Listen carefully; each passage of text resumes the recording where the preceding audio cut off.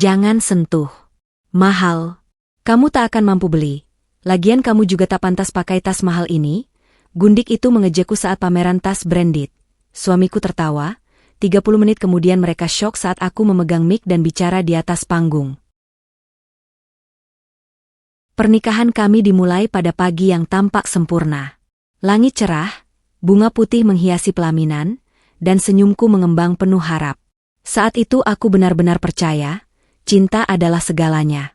Aku yakin dua hati yang saling memilih akan mampu menutup segala kekurangan, termasuk perbedaan status dan harta yang sejak awal sering dibicarakan orang. Aku menikah dengan pria yang kucintai tanpa banyak tuntutan. Aku tak meminta perhiasan berlebihan, tak menuntut pesta mewah. Bagiku, janji yang diucapkan di depan penghulu jauh lebih berharga daripada kilau emas atau sorot kamera tamu undangan. Ketika ia menggenggam tanganku dan berjanji setia, aku merasa menjadi perempuan paling beruntung di dunia. Keluarganya duduk dengan wajah datar, seolah menilai setiap gerakanku. Beberapa bisikan terdengar, membandingkan latar belakang kami yang berbeda. Namun aku memilih menutup telinga. Dalam hatiku, aku berkata, selama kami saling mencintai, semua itu tak akan berarti apa-apa. Di pelaminan itu, aku berjanji pada diriku sendiri untuk menjadi istri yang sabar dan mendukung. Aku siap berdiri di belakangnya, menguatkannya, dan berjalan bersamanya apapun yang terjadi. Aku tidak tahu, janji yang kuucapkan hari itu justru menjadi awal dari perjalanan panjang yang akan menguji harga diri dan kekuatanku sebagai seorang perempuan. Seiring waktu, rumah kami terasa dingin, meski atapnya melindungi dan dindingnya berdiri kokoh. Kehangatan yang dulu kurasakan perlahan menguap, seperti uap teh yang dibiarkan terlalu lama. Tawa suamiku semakin jarang terdengar untukku, berganti dengan keheningan yang menekan dan jarak yang tak kasat mata namun terasa nyata di setiap sudut rumah. Ia mulai sering pulang larut dengan alasan pekerjaan. Jam dinding berdetak pelan menemaniku menunggu di ruang tamu, hingga akhirnya pintu terbuka tanpa sapaan hangat. Saat aku menyambutnya dengan senyum dan hidangan yang kusiapkan penuh harap, ia hanya mengangguk singkat, lalu tenggelam dalam layar ponselnya seakan dunia kami berdua tak lagi penting. Percakapan kami menyusut menjadi kalimat-kalimat pendek yang hambar. Tak ada lagi cerita ringan, tak ada lagi tanya sederhana tentang bagaimana hariku berlalu. Aku mencoba berbagi kegelisahan, namun matanya tak lagi menatapku seperti dulu. Tatapan itu kini kosong, seolah pikirannya berada di tempat lain yang tak bisa kucapai. Makan malam sering kulalui sendirian. Meja makan yang dulu ramai oleh tawa kini menjadi saksi bisu kesendirianku. Sendok dan piring berbunyi pelan, lebih nyaring daripada kata-kata yang tak pernah terucap. Aku belajar menelan sepi, meyakinkan diri bahwa ini hanya fase sementara yang akan berlalu seiring waktu. Aku berusaha menjadi istri yang lebih pengertian, menekan ego, menunda keluh, dan mengalah demi kedamaian. Aku merapikan rumah, menjaga sikap, dan tetap tersenyum di hadapannya meski hatiku sering terasa sesak. Namun setiap malam, ketika lampu kamar dipadamkan dan ia membelakangiku tanpa sepatah kata, aku bertanya dalam diam, sejak kapan rumah ini berhenti menjadi tempat pulang yang hangat? Pertanyaan itu terus bergaung di kepalaku, meninggalkan rasa perih yang perlahan mengikis keyakinanku. Aku belum berani mencari jawaban, tapi jauh di dalam hati, aku tahu, dinginnya rumah ini bukan lagi sekadar soal waktu, melainkan tanda awal dari sesuatu yang jauh lebih menyakitkan. Aku mulai merasakan kehadiran orang ketiga bukan dari satu kejadian besar, melainkan dari hal-hal kecil yang awalnya kupikir sepele. Aroma parfum asing yang tertinggal di kemeja suamiku saat ia pulang larut malam. Bukan wangi yang biasa kupakai, bukan pula aroma sabun hotel. Wanginya lembut, manis, dan terasa begitu akrab seolah sering menempel di tubuhnya. Awalnya aku mencoba berpikir positif. Mungkin dari rekan kerja, mungkin dari ruangan rapat, atau sekadar kebetulan. Aku mencuci kemeja itu sambil menenangkan hati, meyakinkan diri bahwa aku terlalu berlebihan. Namun kejadian serupa terulang. Bukan sekali, bukan dua kali. Setiap kali aku menghirup aroma itu, dadaku terasa sesak, seolah ada tangan tak terlihat yang perlahan menekan. Perubahan sikapnya pun semakin jelas. Ponsel yang dulu tergeletak sembarangan kini selalu ia bawa, bahkan ke kamar mandi. Layarnya cepat mati setiap kali aku mendekat. Jika ada pesan masuk, ia refleks membalikkan ponsel, menjauhkan layarnya dari pandanganku. Aku pura-pura tak memperhatikan, padahal hatiku mencatat setiap gerakannya dengan cermat. Suatu malam, saat ia tertidur lelap karena kelelahan, ponselnya bergetar di atas meja. Nama pengirim tak kusimpan di kepalaku, hanya deretan angka tanpa identitas. Aku tak membuka pesannya. Tanganku gemetar, bukan karena takut ketahuan, melainkan karena takut mengetahui kebenaran. Getaran itu terasa lebih keras daripada suara jam dinding di ruang tamu. Aku mulai menemukan kebiasaan-kebiasaan baru yang tak pernah ada sebelumnya. Ia lebih sering tersenyum sendiri saat membaca pesan, lalu mendadak murung saat menyadari aku memperhatikannya. Ia mudah tersinggung untuk hal-hal kecil, seolah keberadaanku kini hanya gangguan. Bahkan keheningan di antara kami terasa berbeda, lebih tebal, lebih berat. Di cermin kamar mandi, aku memandangi diriku sendiri. Aku bertanya dalam hati, apa yang kurang dariku? Apa aku berubah? Apa aku tak lagi cukup menarik baginya? Pertanyaan-pertanyaan itu berputar tanpa jawaban, menggerogoti kepercayaan diriku perlahan namun pasti. Aku juga mulai merasakan jarak emosional yang sulit dijelaskan. Sentuhannya dingin, pelukannya singkat, dan tatapannya tak lagi menetap. Ia ada di sampingku secara fisik, namun pikirannya terasa jauh, seolah telah berpindah ke tempat lain, kepada seseorang yang tak pernah diperkenalkan kepadaku. Setiap malam aku berbaring sambil menatap langit-langit kamar, mendengarkan napasnya yang teratur. Di balik sunyi itu, firasat buruk tumbuh semakin kuat. Aku belum memiliki bukti, belum berani menuduh, tapi hatiku tahu. Ada bayangan wanita lain yang perlahan menyusup ke dalam pernikahanku, mencuri perhatian, waktu, dan tempat yang seharusnya menjadi milikku. Bayangan itu belum memiliki wajah, belum punya nama. Namun kehadirannya nyata, mengikis kebahagiaanku sedikit demi sedikit. Dan di titik itu, aku sadar, pernikahanku tak lagi sekadar dingin. Ia sedang berada di ambang luka yang lebih dalam. Aku menelan kecurigaan itu sendirian.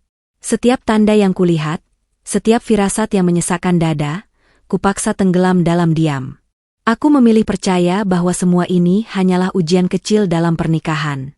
Kupikir, jika aku bersabar sedikit lagi, semuanya akan kembali seperti semula. Aku belajar berpura-pura tak tahu apapun. Ketika ia sibuk dengan ponselnya dan tersenyum sendiri, aku memilih menunduk, menyibukkan diri dengan pekerjaan rumah. Saat ia pulang larut dan hanya melemparkan alasan singkat, aku mengangguk seolah mengerti. Aku menata wajah agar tetap tenang, meski di dalam hatiku ribuan pertanyaan berteriak ingin keluar. Aku takut membuka percakapan yang bisa berubah menjadi pertengkaran. Aku takut jika kecurigaanku salah, aku justru akan merusak apa yang masih tersisa. Lebih dari itu, aku takut jika kecurigaanku benar. Karena sekali kebenaran terucap, tak akan ada jalan kembali ke hari-hari sederhana yang pernah kami miliki. Kesabaran menjadi tameng yang kupakai setiap hari. Aku menekan ego, mengalah, dan berusaha menjadi istri yang lebih baik versi diriku sendiri. Aku bangun lebih pagi, menyiapkan keperluannya, memastikan rumah rapi sebelum ia pulang. Aku berharap perhatian kecil itu cukup untuk mengingatkannya bahwa aku masih ada, masih menunggu. Namun diam ternyata bukan tanpa luka. Setiap malam aku menangis pelan agar isakanku tak terdengar. Aku belajar tersenyum di siang hari, lalu runtuh dalam kesunyian malam. Aku menyalahkan diriku sendiri, mempertanyakan apa yang kurang dariku sebagai seorang istri. Diam-diam, kepercayaan diriku terkikis, digantikan rasa takut kehilangan. Aku juga mulai membangun tembok di hatiku, meski aku sendiri tak menyadarinya. Setiap kekecewaan kecil yang kutelan menjadi lapisan pelindung. Aku masih mencintainya, tapi cintaku kini bercampur dengan kewaspadaan dan lelah yang tak terucap. Ada saat-saat di mana aku hampir bertanya langsung, hampir menuntut kejujuran. Namun setiap kali melihat wajahnya yang tampak biasa saja, keberanianku menguap.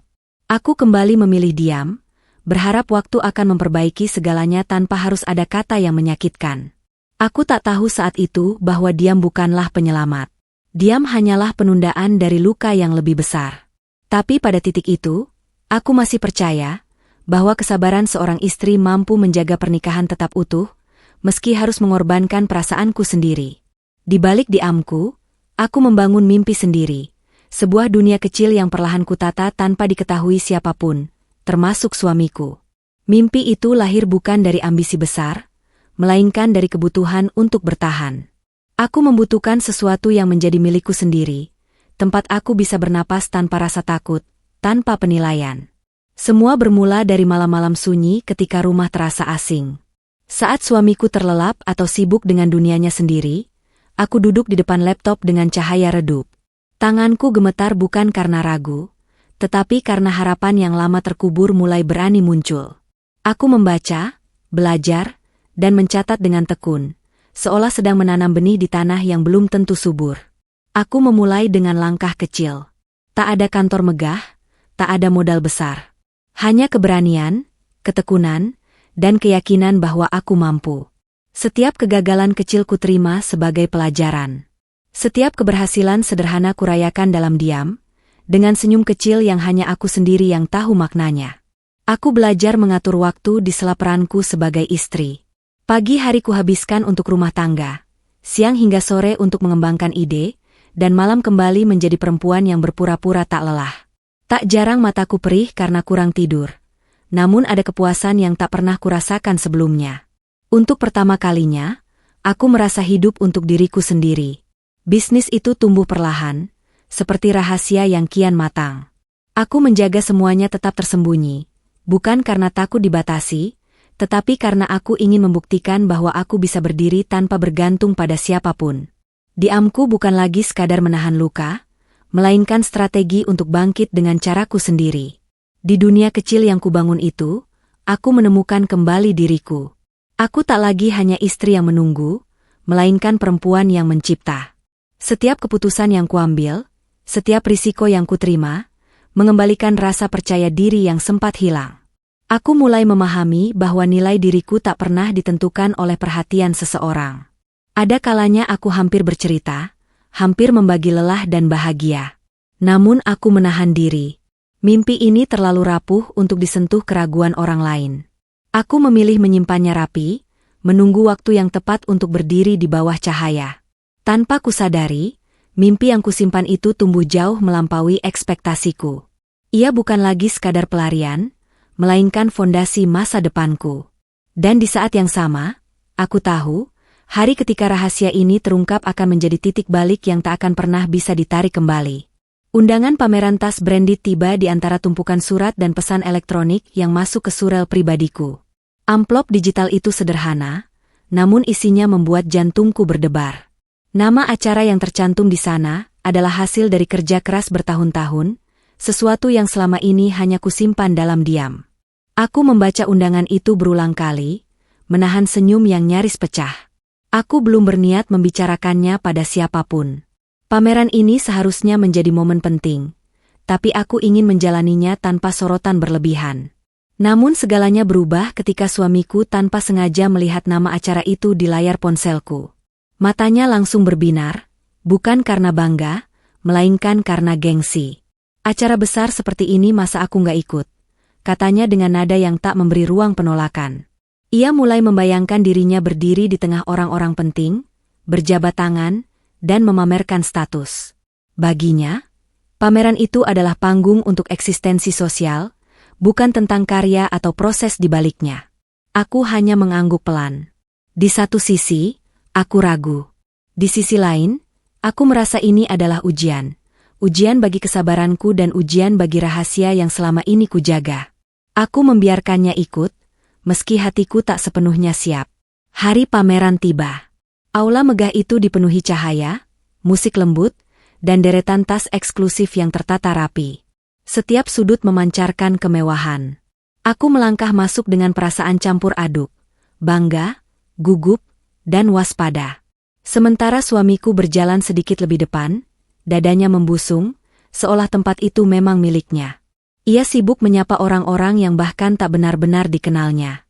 Senyumnya lebar, tawanya dibuat-buat. Aku berjalan di belakangnya, mengamati tingkahnya dengan perasaan asing. Untuk pertama kalinya, aku menyadari betapa jauhnya kami melangkah ke arah yang berbeda. Di tengah keramaian, aku memilih diam dan mengamati.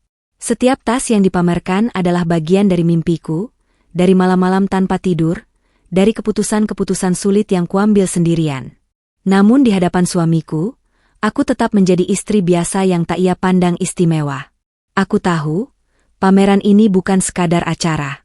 Ini adalah pintu menuju perubahan besar. Dan tanpa disadari suamiku, langkahnya yang penuh gengsi hari itu justru membawanya semakin dekat pada kebenaran yang selama ini kusembunyikan. Di aula megah itu, aku merasakan tatapan merendahkan dari banyak orang.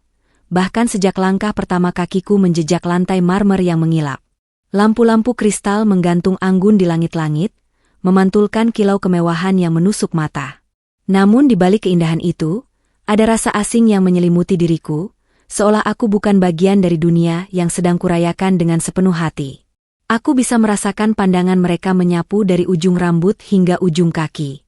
Bukan tatapan kagum, melainkan penilaian. Beberapa wanita berbisik pelan sambil melirik tas yang kugenggam, lalu tersenyum tipis dengan ekspresi meremehkan. Para pria menatap sekilas, lalu mengalihkan pandangan seakan kehadiranku tak penting. Aku berdiri di tengah keramaian, namun merasa sendirian. Bisikan-bisikan itu tak sepenuhnya terdengar jelas, tapi cukup untuk sampai ke telingaku. Tentang caraku berpakaian yang dianggap terlalu sederhana. Tentang siapa aku dan pantaskah aku berada di sana. Setiap kata yang tertangkap terasa seperti jarum kecil yang menusuk harga diriku perlahan, satu persatu. Aku melirik suamiku, berharap menemukan dukungan.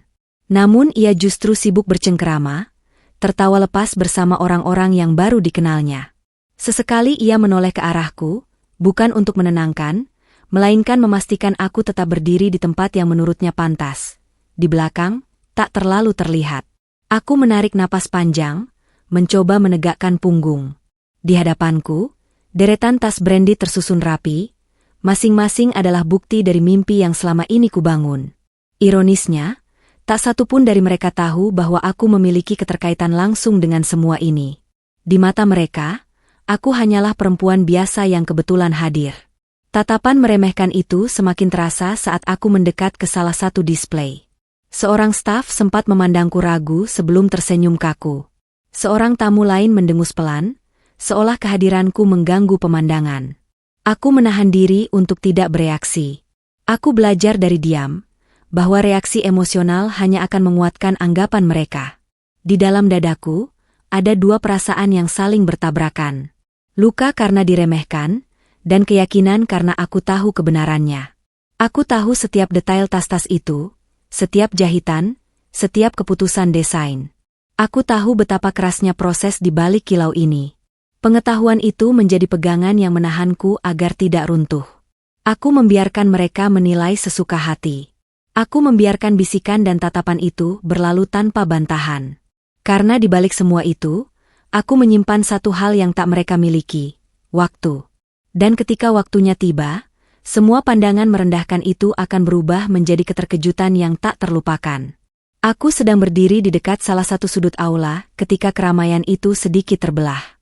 Tawa yang terdengar dibuat-buat, langkah kaki yang ritmenya berubah, dan aroma parfum yang familiar kembali menusuk hidungku. Saat itulah aku melihatnya. Gundik itu datang menggandeng suamiku, lengannya melingkar manja seolah tempat itu memang miliknya. Gaunnya mencolok, riasannya sempurna, dan senyumnya lebar penuh kemenangan.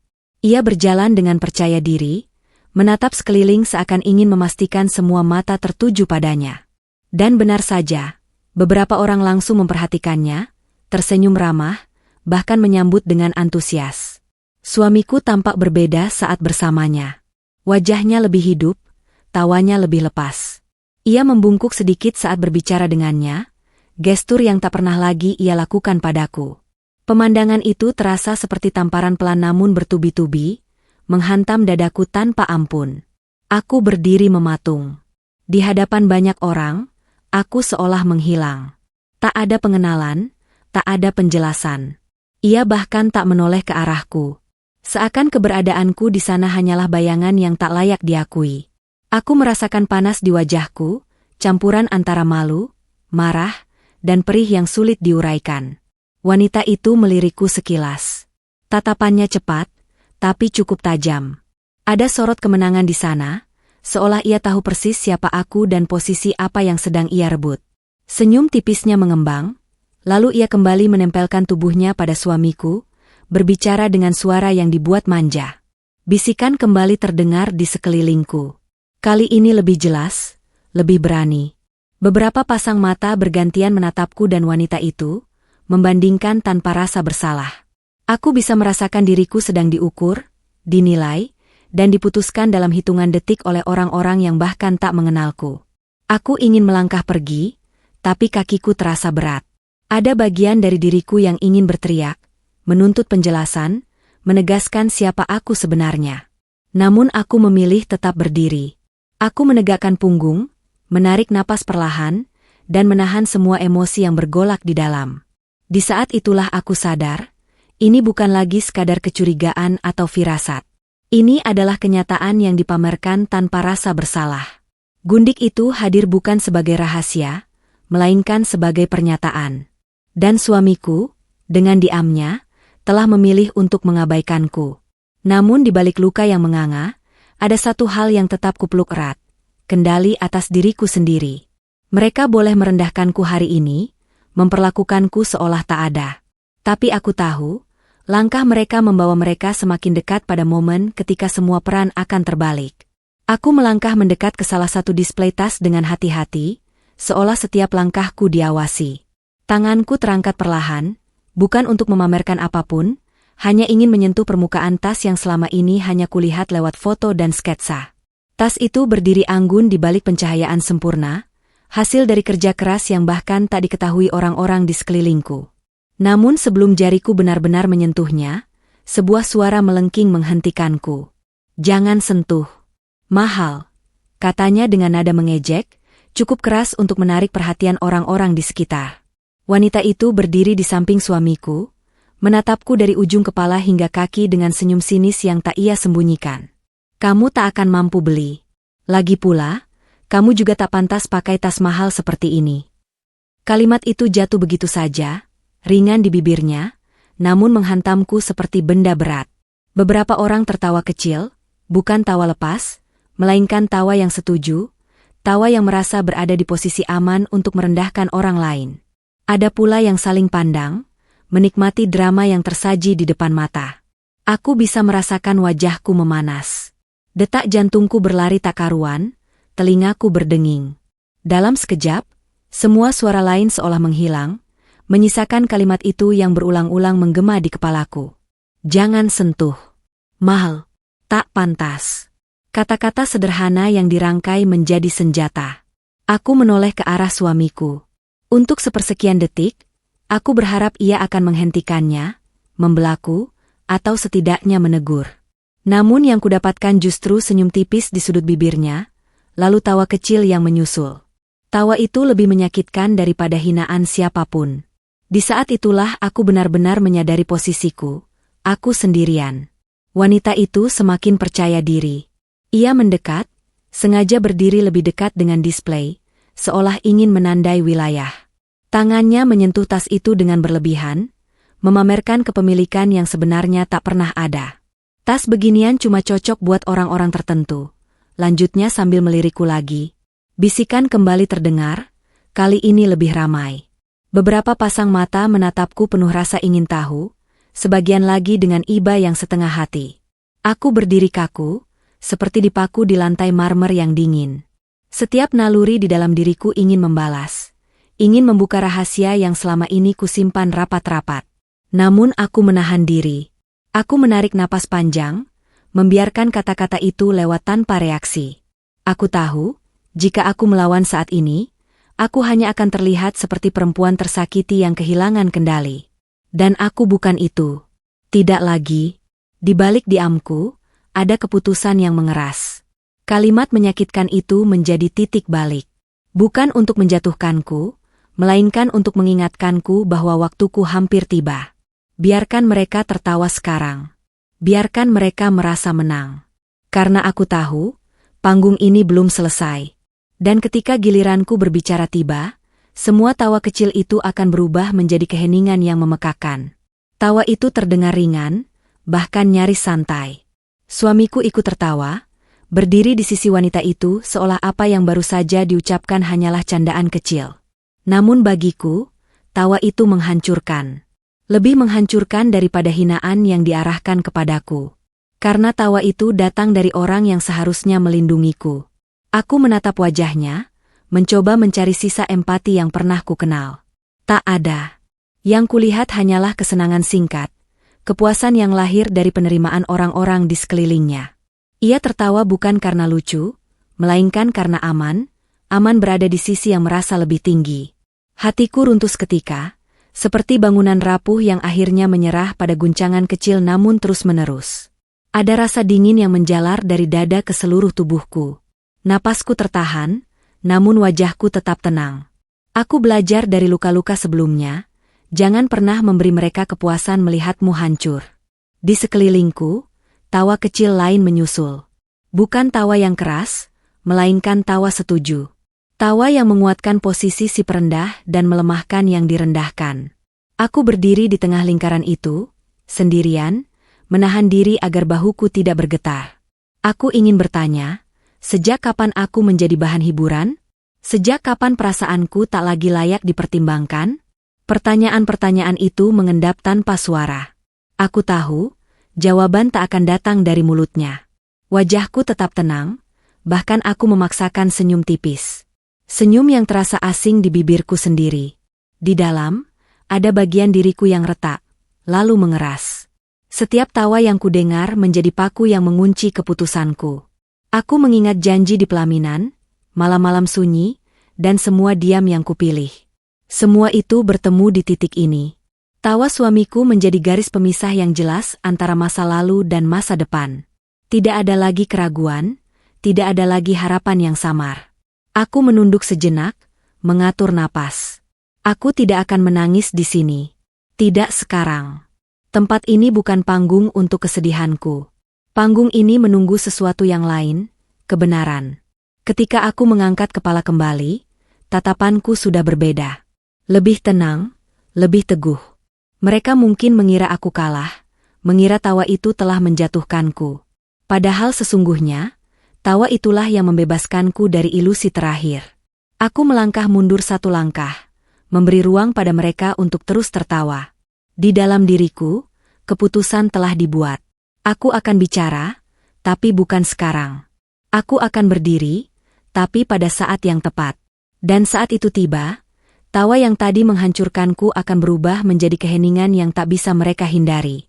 Aku menatap langit-langit aula yang dipenuhi lampu kristal, namun pikiranku melayang jauh ke masa lalu, ke hari-hari ketika kemewahan seperti ini hanyalah bayangan yang bahkan tak berani kuimpikan. Saat tawa suamiku masih menggema di telingaku, ingatanku justru kembali pada ruang sempit berlantai semen, tempat semuanya bermula. Aku ingat betul pagi-pagi buta itu. Tanganku sering gemetar bukan karena dingin, melainkan karena lelah dan cemas. Aku memulai usaha dengan modal yang nyaris tak ada, tabungan pribadi yang kukumpulkan diam-diam dari sisa belanja rumah, dari uang yang seharusnya bisa kugunakan untuk memanjakan diri, tapi kupilih untuk kutabung. Tak ada dukungan, tak ada tepuk tangan. Bahkan suamiku sendiri menganggap apa yang kulakukan sekadar hobi istri yang kesepian. Hari-hari awal dipenuhi penolakan. Aku mendatangi satu pemasok ke pemasok lain dengan pakaian sederhana, seringkali dipandang sebelah mata. Beberapa tersenyum sopan, sebagian lain terang-terangan meremehkan. Pasarnya sulit, Bu, kata mereka. Bisnis ini bukan untuk orang seperti Anda. Kata-kata itu masih terngiang jelas, tapi justru dari situlah aku belajar menguatkan diri. Aku belajar sendiri, membaca laporan, memahami pasar, mengamati selera konsumen. Malam-malamku habis di depan laptop tua, ditemani secangkir kopi dingin dan kelelahan yang menumpuk. Saat rumah terlelap, aku masih terjaga, menyusun strategi, menghitung risiko, dan menuliskan mimpi-mimpi kecil yang perlahan menjelma target nyata.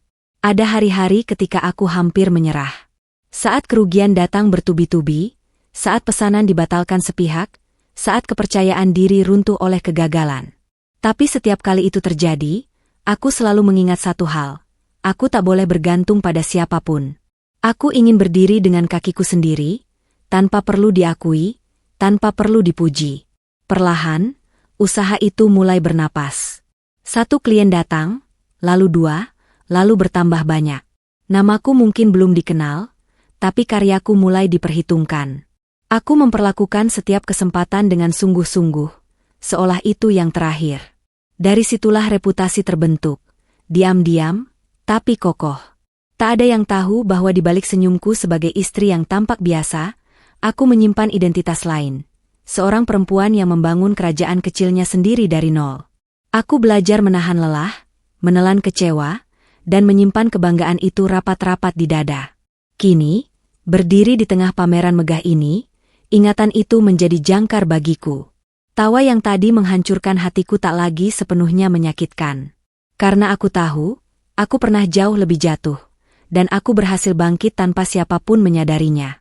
Ingatan akan awal usaha itulah yang mengingatkanku. Aku tidak lemah. Aku hanya sedang menunggu waktu yang tepat untuk berdiri di tempat yang seharusnya. Kesendirian yang menguatkan. Kesepian justru mengajariku bertahan dan tumbuh. Kesendirian datang tanpa suara, menyelinap di sela-sela hari yang tampak biasa. Ia hadir saat aku duduk sendiri di ruang tamu, ditemani cahaya lampu redup dan detak jam dinding yang terasa terlalu keras. Suamiku semakin jarang pulang tepat waktu, dan ketika ia ada, kehadirannya terasa hampa. Kami berbagi atap, tapi tidak lagi berbagi hati. Awalnya, kesepian itu menyakitkan. Aku sering bertanya dalam diam, apa aku telah gagal menjadi istri yang ia inginkan. Aku menimbang setiap kata dan sikapku, mencari kesalahan yang mungkin membuatnya menjauh. Malam-malam kulalui dengan mata terbuka, menatap langit-langit kamar, menahan perasaan yang tak punya tempat untuk pulang.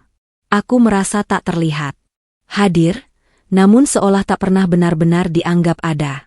Di rumah sendiri, aku seperti tamu yang tak dinanti. Tak ada lagi pertanyaan sederhana seperti, "Kamu lelah?" atau "Bagaimana harimu?"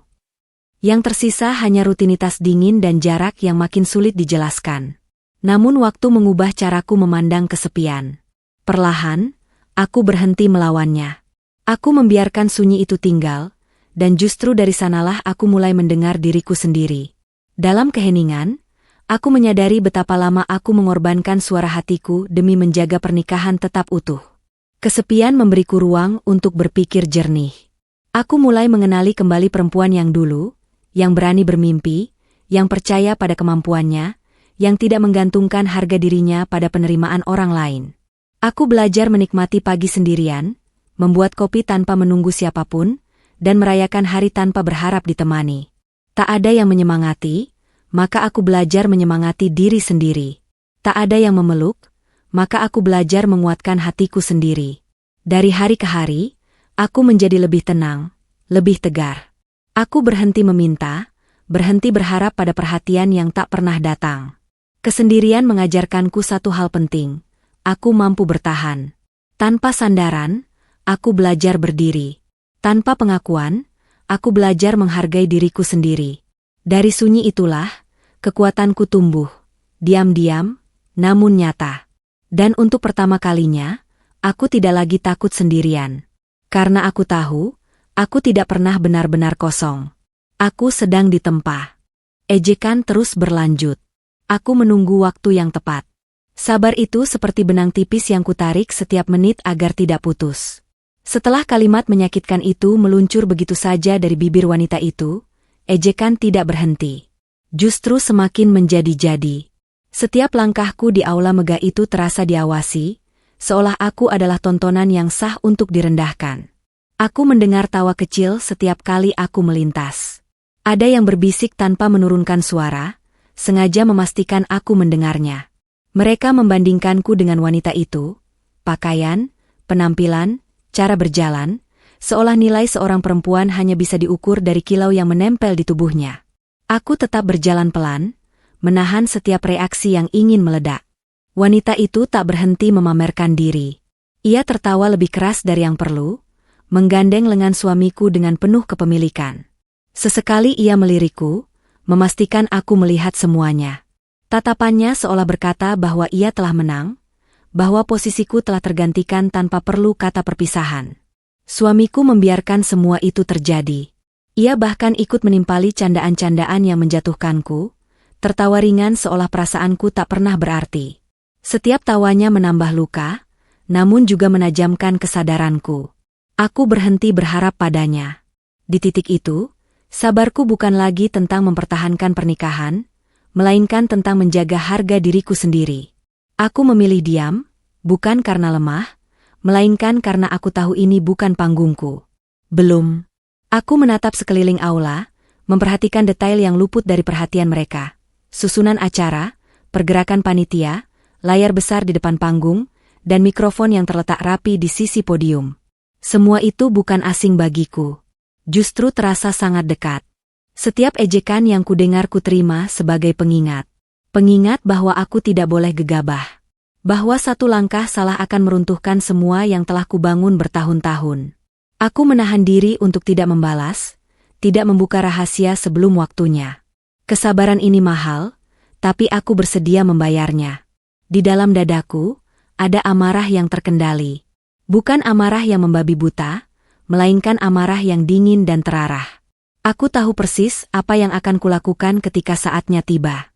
Aku tahu bagaimana membalikan keadaan tanpa perlu berteriak atau merendahkan siapapun.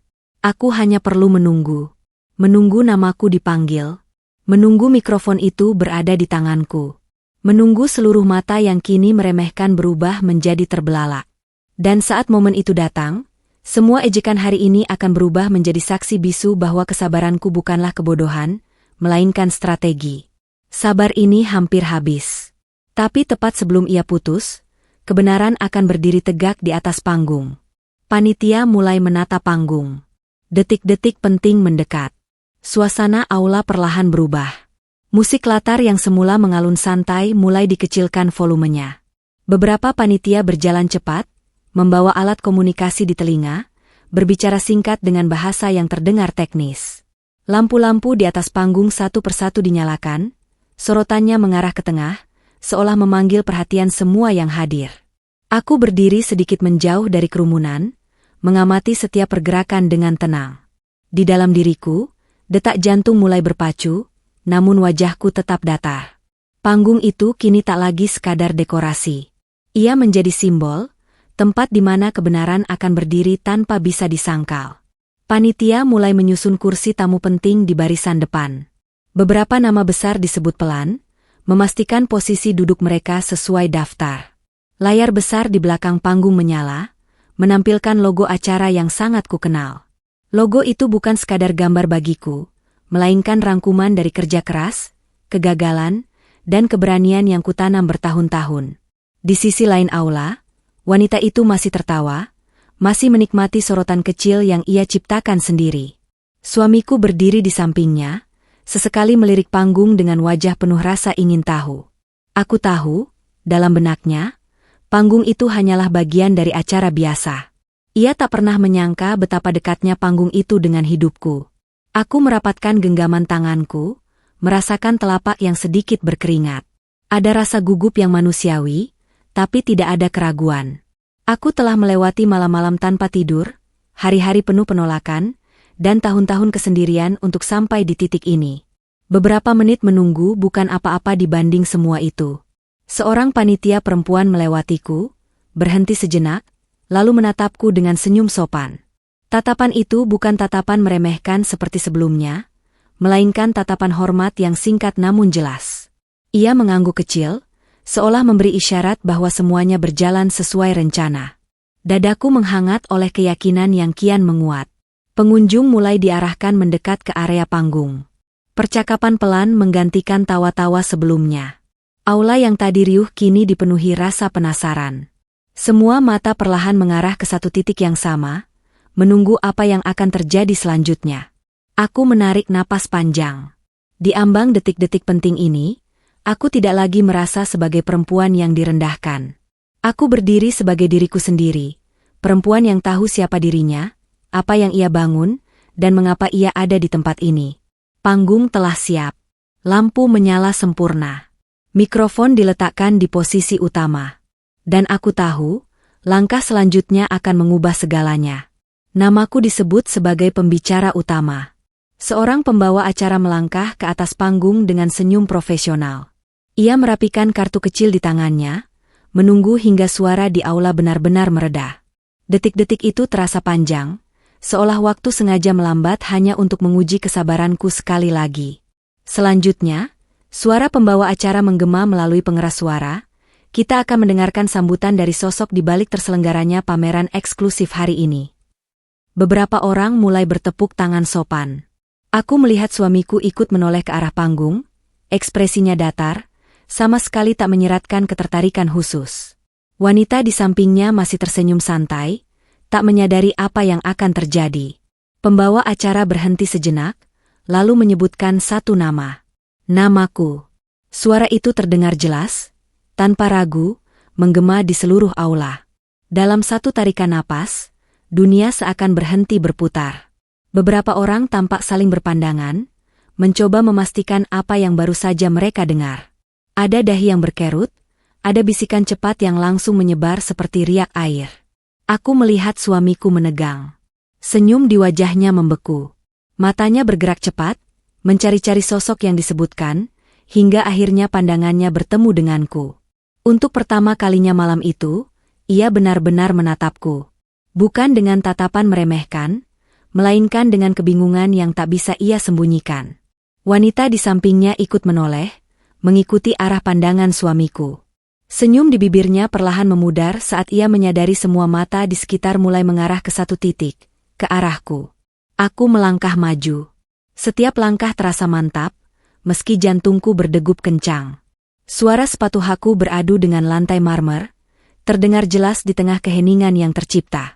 Aku melewati deretan kursi, melewati tatapan-tatapan yang kini berubah dari meremehkan menjadi tak percaya. Di dalam diriku, ada gelombang emosi yang berusaha tetap terkendali.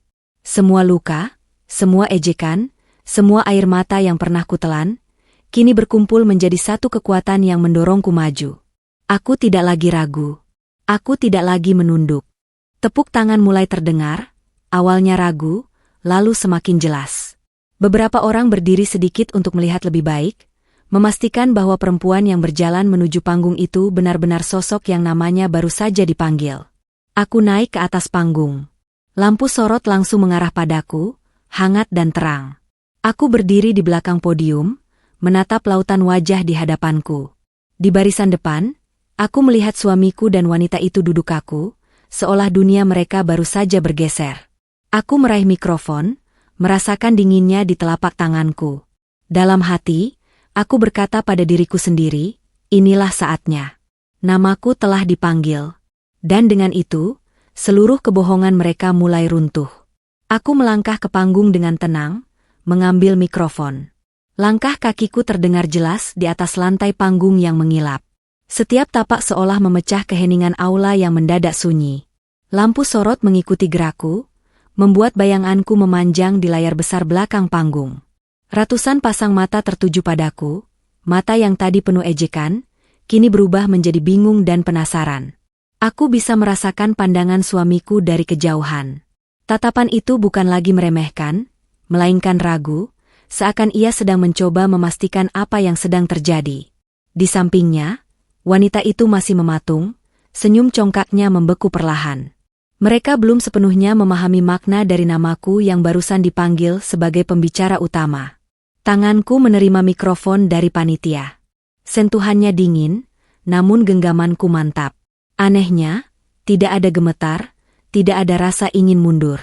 Semua kegelisahan yang selama ini kupendam seolah luruh begitu saja, saat aku berdiri tepat di tengah panggung.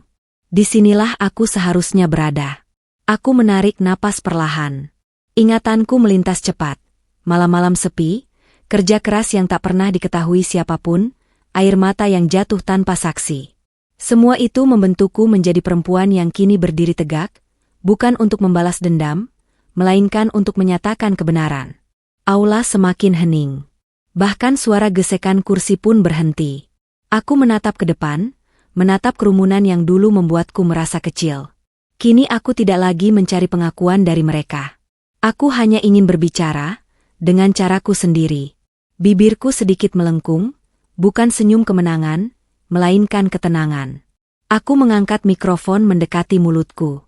Detik itu terasa panjang, seakan waktu sengaja melambat untuk memberi ruang pada perubahan nasib. Aku siap. Dan begitu aku berdiri di sana, Semua yang pernah meremehkanku tanpa sadar telah menjadi saksi, bahwa perempuan yang mereka hina sedang mengambil alih panggung hidupnya sendiri. Semua mata tertuju padaku. Suamiku tampak bingung. Keheningan jatuh seperti tirai tebal yang menutup seluruh aula. Tidak ada lagi bisik-bisik, tidak ada tawa kecil, bahkan suara napas pun terasa ditahan. Ratusan pasang mata menatap ke arah panggung, menatapku yang berdiri dengan mikrofon di tangan, seolah mencoba memahami perubahan mendadak yang terjadi di hadapan mereka. Aku bisa melihat wajah-wajah itu dengan jelas dari atas panggung. Para tamu yang tadi sibuk berpose dengan tas mahal kini terdiam, ekspresi mereka bercampur antara penasaran dan tidak percaya. Beberapa saling berpandangan, seakan bertanya tanpa suara, siapa sebenarnya perempuan ini? Pandangan mataku berhenti pada satu sosok yang paling ku kenal. Suamiku. Ia berdiri kaku di samping wanita itu. Senyum yang tadi menghiasi wajahnya telah lenyap tanpa jejak. Alisnya mengerut, matanya membesar sedikit, penuh kebingungan. Untuk pertama kalinya sejak lama, aku melihatnya kehilangan kendali. Ia menoleh ke kanan dan kiri, seolah mencari jawaban dari orang-orang di sekitarnya. Namun tak satu pun mampu memberinya penjelasan. Semua sama bingungnya. Wanita yang digandengnya pun mulai gelisah. Tangannya mencengkeram tas mahal itu lebih erat, seakan benda itu bisa mengembalikan rasa percaya dirinya yang perlahan runtuh. Aku berdiri tenang, membiarkan keheningan itu bekerja. Diamku bukan lagi tanda kelemahan, melainkan kekuatan yang menekan tanpa suara. Dalam sunyi itu, aku merasakan posisiku berubah. Aku tidak lagi berada di bawah tatapan mereka, akulah pusatnya. Lampu sorot terasa hangat di kulitku, namun hatiku dingin dan jernih. Aku tidak terburu-buru berbicara. Setiap detik yang berlalu membuat ketegangan semakin menebal. Aula megah itu seolah menunggu satu hal, suaraku. Aku melihat suamiku menelan ludah. Tatapannya kembali padaku, kali ini dengan campuran rasa asing, takut, ragu, dan sedikit penyesalan yang belum berani ia akui. Ia baru menyadari bahwa perempuan yang selama ini ia abaikan sedang berdiri di tempat yang tak pernah ia bayangkan. Di saat itu, aku tahu. Tidak perlu teriakan, tidak perlu kemarahan. Cukup dengan berdiri di sini, aku sudah membuat dunia kecil mereka berhenti berputar. Aula tetap terdiam. Dan dalam diam itu, aku menang. Aku memperkenalkan diri sebagai pemilik acara dan brand tas itu. Aku mendekatkan mikrofon ke bibirku. Suaraku keluar tenang, nyaris lembut, namun cukup jelas untuk menjangkau setiap sudut aula. Selamat sore, ucapku singkat. Dua kata sederhana itu saja sudah cukup membuat beberapa orang menarik napas lebih dalam, seakan baru sadar mereka benar-benar sedang menyaksikan sesuatu yang penting. Aku berhenti sejenak, membiarkan mataku menyapu ruangan. Tidak ada lagi tawa, tidak ada lagi bisikan meremehkan. Semua menunggu. Lalu aku melanjutkan, perkenalkan, nama saya. Aku menyebut namaku dengan jelas, tanpa ragu. Nama yang selama ini hanya dikenal di balik dokumen, kontrak, dan email bisnis, kini menggema di aula megah itu. Beberapa wajah terlihat mengernyit. Nama itu mungkin asing bagi mereka, tapi aku tahu apa yang akan terjadi selanjutnya. Saya adalah pendiri sekaligus pemilik brand yang hari ini mengadakan pameran ini, kataku, tetap dengan nada datar. Kalimat itu meluncur begitu saja, sederhana, tanpa perlu penekanan berlebihan. Hening berubah menjadi keterkejutan. Aku melihat mata-mata membesar, tubuh-tubuh sedikit menegak. Beberapa tamu spontan menoleh ke arah backdrop besar yang memajang logo brand tas mewah itu, logo yang selama ini kubangun dari nol, dari mimpi kecil yang kusembunyikan rapat-rapat. Aku melanjutkan, semua koleksi yang Anda lihat hari ini, setiap detail, setiap jahitan, adalah hasil kerja tim yang saya pimpin langsung. Suaraku tetap stabil. Tidak ada nada sombong, hanya kejujuran yang akhirnya menemukan tempatnya. Dari sudut mataku, aku melihat suamiku. Wajahnya memucat. Bibirnya sedikit terbuka, seolah ingin bicara namun tak satu pun kata mampu keluar. Ia menatapku seperti menatap orang asing, atau lebih tepatnya, seperti menatap kebenaran yang selama ini ia abaikan. Wanita di sampingnya terlihat kaku, genggamannya pada tas mahal itu melemah. Tas yang tadi ia banggakan, kini terasa berbeda di tangannya. Acara ini, lanjutku, bukan sekadar pameran. Ini adalah perayaan perjalanan panjang, tentang kepercayaan pada diri sendiri, bahkan ketika orang terdekat meragukannya. Kalimat itu membuat suasana semakin berat. Beberapa orang mulai memahami, bukan hanya siapa aku, tapi juga apa yang baru saja terjadi di antara kami. Aku tersenyum tipis. Bukan senyum kemenangan, melainkan kelegaan. Beban yang selama ini kupikul sendirian akhirnya terangkat. Tidak dengan teriakan, tidak dengan air mata, melainkan dengan satu pengakuan yang jujur. Terima kasih sudah hadir, kataku menutup. Selamat menikmati pameran yang saya bangun dengan sepenuh hati. Aula tetap sunyi selama beberapa detik. Lalu, dunia mereka runtuh perlahan. Gundik itu kehilangan kata. Suamiku terdiam. Perubahan itu terjadi begitu cepat, namun terasa sangat jelas. Wajah wanita yang tadi berdiri penuh percaya diri kini kehilangan seluruh warnanya. Senyum yang sempat menghiasi bibirnya lenyap, digantikan garis kaku yang menegang. Matanya bergerak gelisah, menatap sekeliling aula seolah mencari celah untuk melarikan diri dari kenyataan yang baru saja menghantamnya. Tas mahal yang sejak tadi ia banggakan kini tergantung lemah di lengannya. Jemarinya yang semula mencengkeram erat mulai mengendur, seperti tubuhnya sendiri yang kehilangan tenaga. Ia membuka mulut, seakan ingin mengatakan sesuatu, membantah, tertawa, atau sekadar menyelamatkan harga dirinya, namun tak satupun kata mampu keluar. Semua kalimat yang mungkin ia siapkan runtuh di hadapan fakta. Di sampingnya, suamiku berdiri mematung. Tidak ada lagi tawa, tidak ada lagi ekspresi meremehkan. Wajahnya tampak kosong, seperti seseorang yang baru tersadar bahwa tanah yang ia pijak selama ini ternyata rapuh. Matanya terpaku ke arahku, lalu turun sebentar, tak sanggup menahan tatapanku terlalu lama. Aku mengenal ekspresi itu. Ekspresi saat seseorang kehilangan kendali atas cerita yang ia kira sudah ia kuasai. Rahangnya mengeras, napasnya tampak tertahan.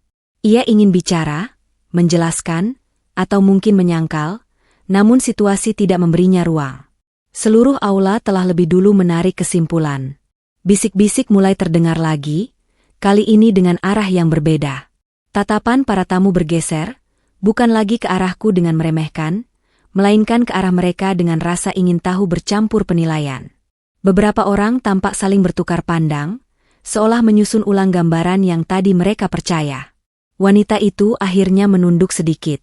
Bukan karena menyesal, melainkan karena tak sanggup lagi menahan sorotan. Keanggunan palsu yang ia pamerkan runtuh seketika. Segala kelebihan yang ia banggakan, tas, penampilan, keberanian mengejek, tak lagi berarti apa-apa ketika berdiri di hadapan pemilik sebenarnya. Aku mengamati semuanya dari atas panggung dengan tenang. Tidak ada kepuasan berlebihan, tidak pula keinginan untuk menekan lebih jauh. Pemandangan ini sudah cukup. Wajah pucat mereka adalah jawaban dari semua diam yang selama ini kutelan. Suamiku akhirnya menghela napas panjang. Bahunya sedikit merosot, seperti seseorang yang baru menyadari beban kesalahannya sendiri. Untuk pertama kalinya, ia tampak kecil di mataku.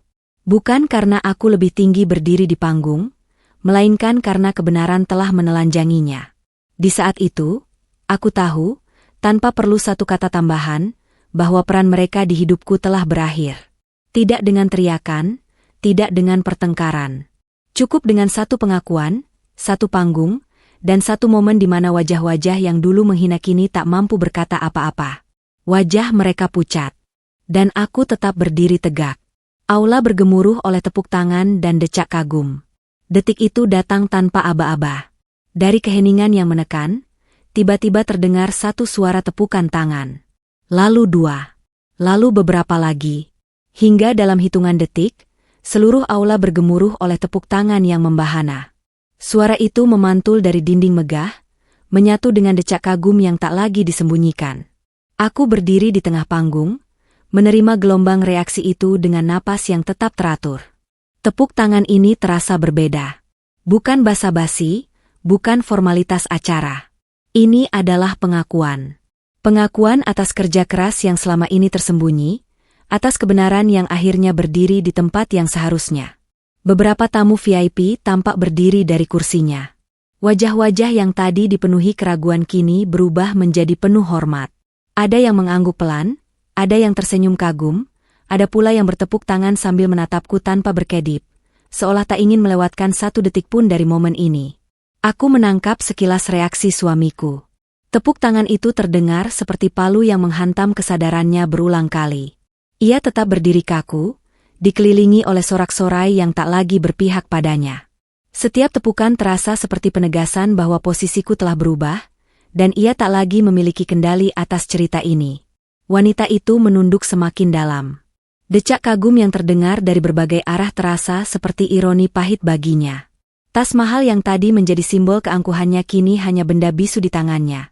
Tidak lagi mengangkat derajat, justru mengingatkan pada kesalahan fatal yang ia lakukan di tempat yang salah. Aku membungkukkan badan sedikit sebagai tanda terima kasih. Tepuk tangan semakin keras, seakan respon sederhana itu justru memperbesar kekaguman mereka. Di dadaku, ada rasa hangat yang menjalar perlahan. Bukan kesombongan, melainkan kelegaan. Akhirnya, semua diam yang kutahan terbayar lunas. Sorot lampu di panggung terasa lebih terang, namun untuk pertama kalinya aku tidak silau. Aku menatap kerumunan dengan pandangan jernih. Mereka tidak lagi melihatku sebagai istri seseorang, bukan pula sebagai perempuan yang pantas diremehkan. Mereka melihatku sebagai diriku sendiri. Di tengah gemuruh tepuk tangan itu, aku menyadari satu hal penting. Pengakuan memang menyenangkan, tapi bukan itu tujuan utamaku. Tujuan sejatinya telah tercapai sejak aku berani berdiri di panggung ini, mengakui diriku, tanpa takut kehilangan siapapun. Tepuk tangan akhirnya mereda perlahan, menyisakan dengung halus di udara. Aula masih dipenuhi rasa kagum yang menggantung. Aku berdiri tegak, siap melangkah ke bab berikutnya dalam hidupku. Karena mulai saat ini, kisahku tidak lagi ditentukan oleh siapa yang menertawakan, melainkan oleh siapa yang berani mengakui kebenaran. Aku berdiri di atas panggung, menunggu gemuruh tepuk tangan itu perlahan mereda. Mikrofon masih kugenggam, dan untuk pertama kalinya sejak awal acara, aku membiarkan diriku menarik napas panjang tanpa menyembunyikan apapun. Aula itu kini sunyi, sunyi yang penuh perhatian. Mereka tidak lagi menatapku sebagai istri seseorang, melainkan sebagai sosok yang ingin mereka dengar ceritanya. Apa yang kalian lihat hari ini, ucapku pelan namun tegas, bukanlah hasil keberuntungan semalam. Aku menatap satu persatu wajah di hadapanku. Ini adalah perjalanan panjang yang dibangun dari kesabaran, kegagalan, dan kerja keras yang tak pernah dipublikasikan. Aku mulai bercerita tentang awal langkahku, tentang ruang sempit, modal terbatas, dan malam-malam tanpa tidur. Tentang bagaimana aku belajar sendiri memahami pasar, memilih bahan terbaik, dan menolak jalan pintas yang bisa merusak kualitas. Aku ceritakan bagaimana setiap tas lahir dari diskusi panjang, dari coretan desain yang direvisi berkali-kali, hingga tangan-tangan terampil para pengrajin lokal yang kuajak tumbuh bersama. Aku tak menutupi kegagalan. Aku ceritakan pesanan yang batal, kerugian yang membuatku hampir berhenti, dan rasa lelah yang sering datang bersamaan dengan keraguan. Namun aku juga bercerita tentang keputusan untuk bangkit setiap kali jatuh, tentang memilih konsistensi ketika godaan untuk menyerah terasa begitu dekat. Aku membangun brand ini tanpa sorotan, lanjutku. Bahkan tanpa pengakuan dari orang terdekat. Suaraku sedikit bergetar, namun aku tetap tersenyum. Bukan karena aku ingin dirahasiakan, tetapi karena aku ingin memastikan, ketika waktunya tiba, yang berdiri di sini adalah hasil nyata, bukan janji kosong. Beberapa orang terlihat mengangguk, sebagian lain terdiam dengan mata berkaca-kaca. Aku tahu, cerita ini bukan hanya milikku. Ini tentang banyak orang yang bekerja dalam senyap, yang sering diremehkan karena memilih jalan berbeda. Aku menutup dengan kalimat yang sederhana namun jujur. Kesuksesan ini bukan untuk membuktikan siapa yang salah, tetapi untuk menunjukkan bahwa kerja keras yang dilakukan dengan diam tetap akan menemukan panggungnya sendiri. Aku menurunkan mikrofon perlahan. Di dadaku, ada rasa lega yang belum pernah kurasakan sebelumnya. Kebenaran akhirnya terungkap, bukan sebagai senjata, melainkan sebagai cahaya yang menerangi seluruh perjalanan yang selama ini kusembunyikan. Untuk pertama kalinya setelah sekian lama, aku benar-benar merasakan sesuatu yang utuh di dalam diriku. Bukan karena tepuk tangan yang masih menggema, bukan karena sorot kamera atau tatapan kagum para tamu, melainkan karena ada satu bagian dari diriku yang akhirnya pulang ke tempatnya semula, harga diriku sendiri. Aku berdiri di atas panggung dengan napas yang kini terasa lebih ringan. Kata-kata yang keluar dari mulutku barusan bukan sekadar cerita sukses, melainkan pengakuan jujur atas perjalanan panjang yang selama ini kupikul sendirian. Setiap kalimat adalah pelepasan. Setiap jeda adalah penutup luka lama yang perlahan mengering. Untuk pertama kalinya, aku tidak lagi berbicara untuk membuktikan apapun. Aku hanya menyampaikan kebenaran. Di tengah gemerlap aula, aku memandang ke arah kerumunan dengan perasaan yang berbeda. Tatapan-tatapan yang dulu meremehkan kini berubah menjadi hormat. Bukan hormat yang lahir dari status, melainkan dari pengakuan atas keteguhan. Dan anehnya, semua itu tak lagi membuatku berdebar. Aku menerimanya dengan tenang, seolah aku memang pantas berdiri di titik ini sejak awal. Aku menyadari satu hal penting. Selama ini aku terlalu sibuk bertahan sampai lupa menghargai diriku sendiri. Aku menahan sakit, menelan hinaan, dan membiarkan diriku diperkecil demi menjaga sesuatu yang ternyata tak pernah benar-benar menjagaku. Kesadaran itu datang tanpa amarah, tanpa tangis. Ia hadir sebagai penerimaan yang dewasa. Aku tidak lagi merasa kecil di hadapan siapapun. Bahkan ketika pandanganku bersirobok dengan wajah suamiku di antara keramaian, dadaku tak lagi sesak. Tidak ada keinginan untuk menyalahkan atau menuntut. Yang ada hanya jarak yang jelas. Jarak antara masa lalu yang pernah kupilih dan diriku hari ini yang telah berubah.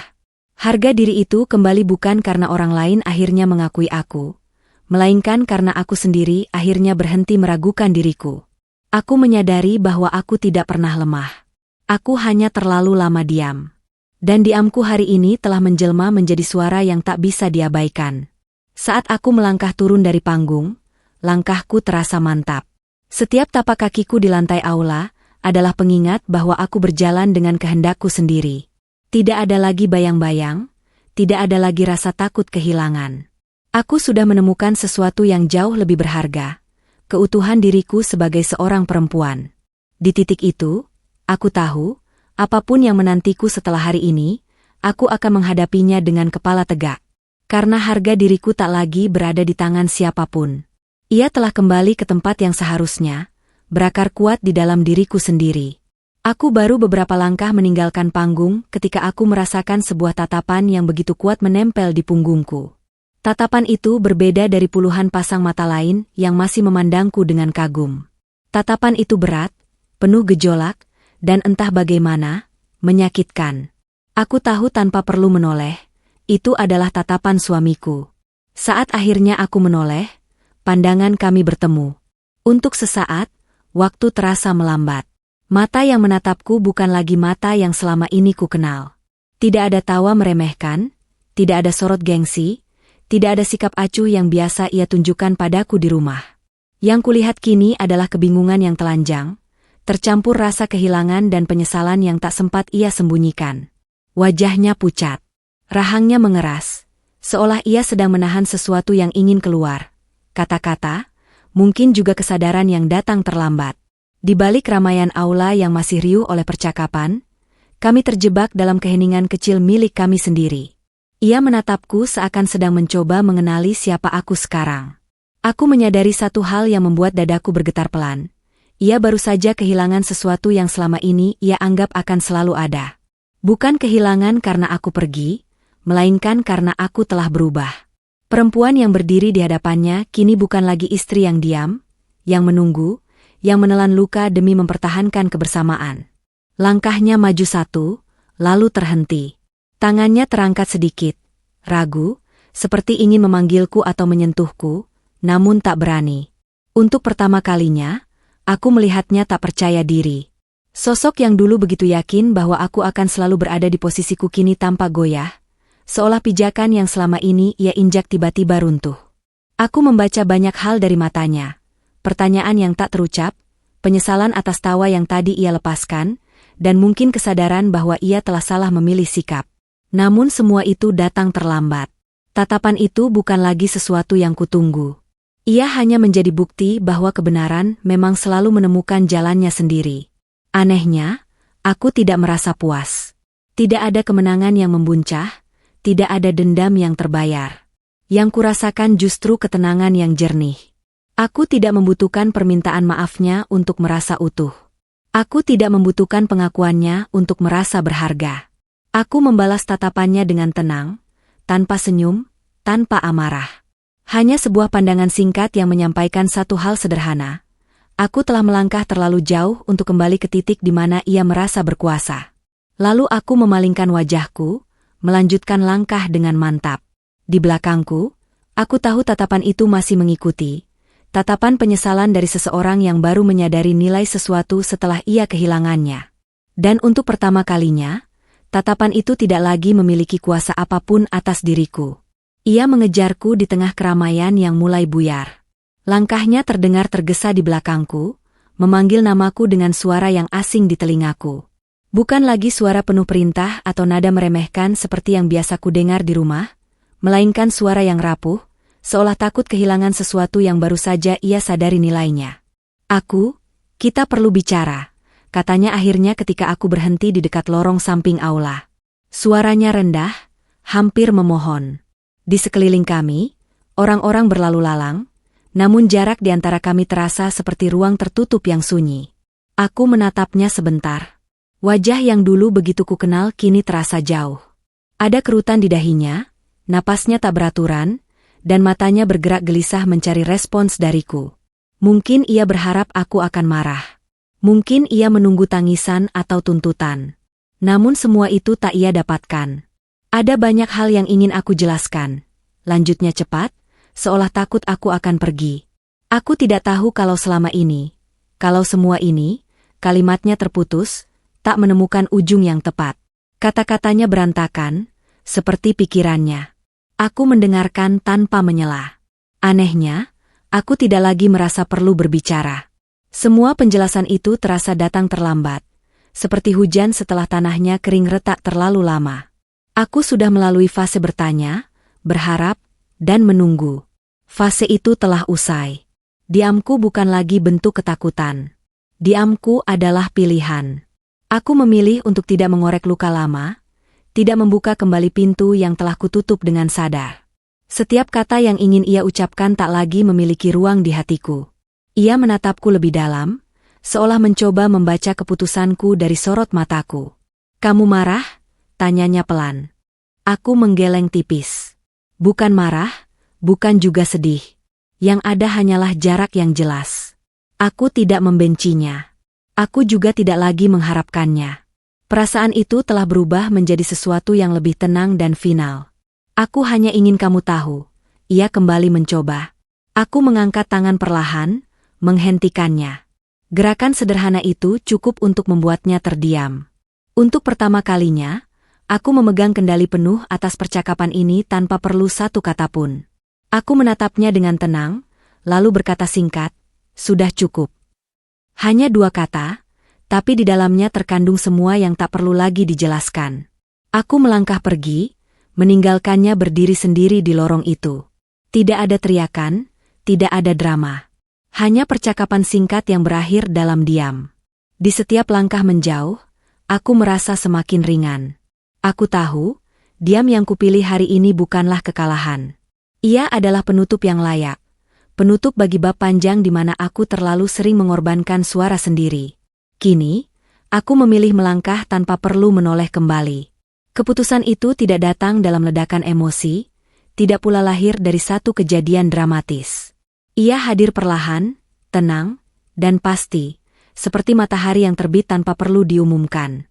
Di tengah hiruk-pikuk aula yang mulai kembali normal, aku berdiri sendirian sejenak, dan disitulah aku tahu, pernikahan ini telah berakhir. Bukan karena pengkhianatan semata, bukan pula karena penghinaan yang kuterima di hadapan banyak orang. Semua itu hanyalah puncak dari sesuatu yang telah lama retak.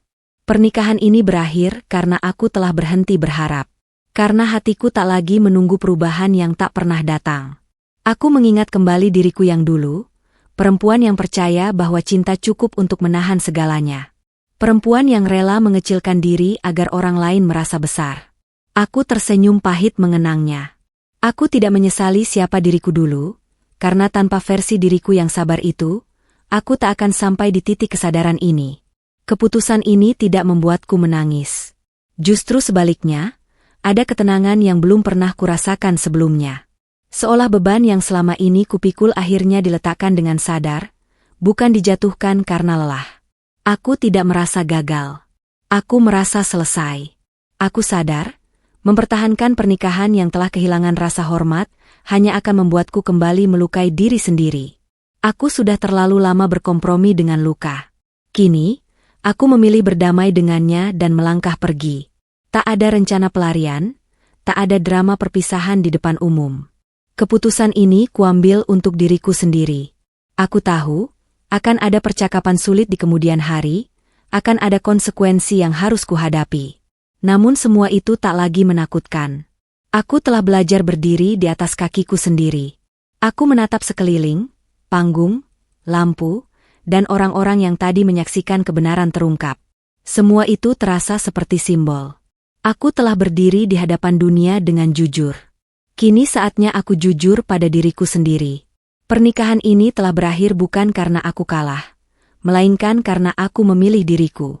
Aku memilih harga diri, ketenangan, dan masa depan yang tidak lagi dibangun di atas pengabaian. Dengan keputusan itu tertanam kuat di hatiku, aku melangkah keluar dari aula. Setiap langkah bukanlah perpisahan yang menyedihkan, melainkan awal dari hidup yang kupilih dengan sadar. Untuk pertama kalinya, aku tidak berjalan sebagai istri seseorang. Aku berjalan sebagai diriku sendiri. Aku melangkah keluar dari aula dengan langkah yang tenang. Pintu kaca besar itu tertutup perlahan di belakangku, meredam gemuruh suara, tawa, dan percakapan yang tadi memenuhi ruang megah tersebut. Udara malam menyambutku dengan dingin yang lembut, seolah ingin menenangkan segala gejolak yang telah berlalu. Aku tidak menoleh. Bukan karena takut, bukan pula karena ingin terlihat kuat. Aku tidak menoleh karena aku sudah tidak perlu lagi memastikan siapa yang berada di belakangku. Untuk pertama kalinya dalam hidupku, arah langkahku tidak ditentukan oleh kehadiran atau penilaian siapapun. Lampu-lampu kota berpendar di kejauhan.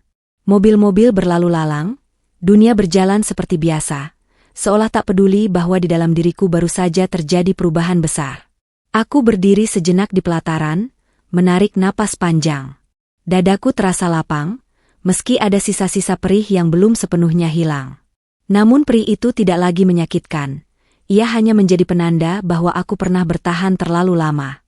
Aku berjalan menyusuri trotoar, mendengar suara langkah kakiku sendiri. Suara itu terasa asing sekaligus menenangkan. Setiap langkah adalah pernyataan kecil, aku memilih diriku.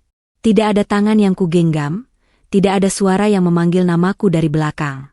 Dan anehnya, kesendirian itu tidak terasa menakutkan. Dalam perjalanan pulang, ingatanku melintas ke banyak hal, rumah yang pernah terasa dingin, meja makan yang sering sunyi, dan malam-malam panjang yang kuhabiskan dalam diam. Semua itu kini terasa seperti potongan hidup yang telah kututup rapi. Aku tidak ingin membenci masa lalu. Ia telah membentukku, mengajarkanku batas, dan menunjukkan kemana aku seharusnya melangkah. Aku menyadari bahwa pulang sendiri bukanlah tanda kehilangan. Pulang sendiri adalah bentuk keberanian. Keberanian untuk tidak lagi berpura-pura, untuk tidak lagi bertahan demi sesuatu yang telah kehilangan makna. Aku tidak merasa ditinggalkan. Aku memilih untuk pergi. Saat akhirnya aku masuk ke dalam mobil dan mesin menyala, aku menatap lurus ke depan. Jalan terbentang, panjang dan sunyi, namun penuh kemungkinan. Aku tidak tahu persis apa yang menantiku esok hari. Tapi untuk pertama kalinya, ketidakpastian itu tidak membuatku cemas. Aku meninggalkan aula tanpa menoleh, membawa bersamaku bukan luka, melainkan kelegaan. Malam itu, aku pulang sebagai diriku sendiri, utuh, sadar, dan siap menjalani hidup yang tidak lagi bergantung pada siapapun. Aku melangkah keluar dari aula dengan langkah yang tenang. Pintu kaca besar itu tertutup perlahan di belakangku, meredam gemuruh suara, tawa, dan percakapan yang tadi memenuhi ruang megah tersebut. Udara malam menyambutku dengan dingin yang lembut, seolah ingin menenangkan segala gejolak yang telah berlalu. Aku tidak menoleh. Bukan karena takut, bukan pula karena ingin terlihat kuat. Aku tidak menoleh karena aku sudah tidak perlu lagi memastikan siapa yang berada di belakangku. Untuk pertama kalinya dalam hidupku, arah langkahku tidak ditentukan oleh kehadiran atau penilaian siapapun. Lampu-lampu kota berpendar di kejauhan. Mobil-mobil berlalu lalang, dunia berjalan seperti biasa, seolah tak peduli bahwa di dalam diriku baru saja terjadi perubahan besar. Aku berdiri sejenak di pelataran, menarik napas panjang. Dadaku terasa lapang, meski ada sisa-sisa perih yang belum sepenuhnya hilang. Namun perih itu tidak lagi menyakitkan. Ia hanya menjadi penanda bahwa aku pernah bertahan terlalu lama. Aku berjalan menyusuri trotoar, mendengar suara langkah kakiku sendiri.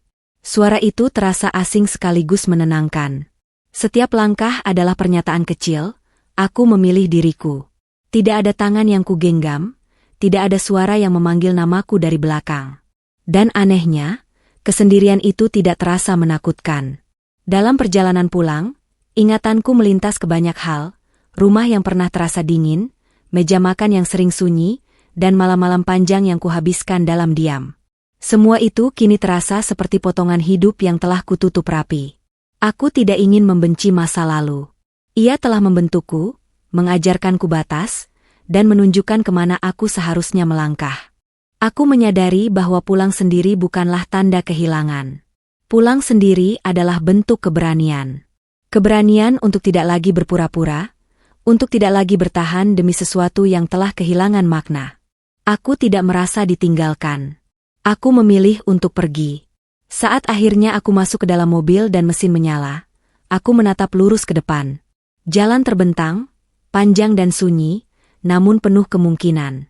Aku tidak tahu persis apa yang menantiku esok hari. Tapi untuk pertama kalinya, ketidakpastian itu tidak membuatku cemas.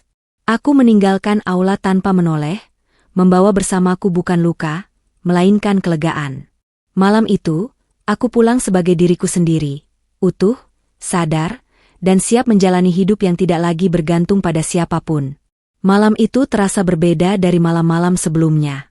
Tidak ada suara yang menghantui pikiran, tidak ada bayangan wajah yang membuat dadaku sesak, dan tidak ada lagi pertanyaan yang berputar tanpa jawaban. Untuk pertama kalinya setelah sekian lama, aku berbaring di ranjang dengan napas yang benar-benar utuh. Sunyi menyelimuti kamar, namun sunyi itu tidak lagi terasa menakutkan.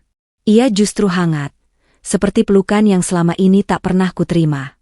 Lampu kamar kupadamkan, hanya cahaya temaram dari luar jendela yang menari di dinding.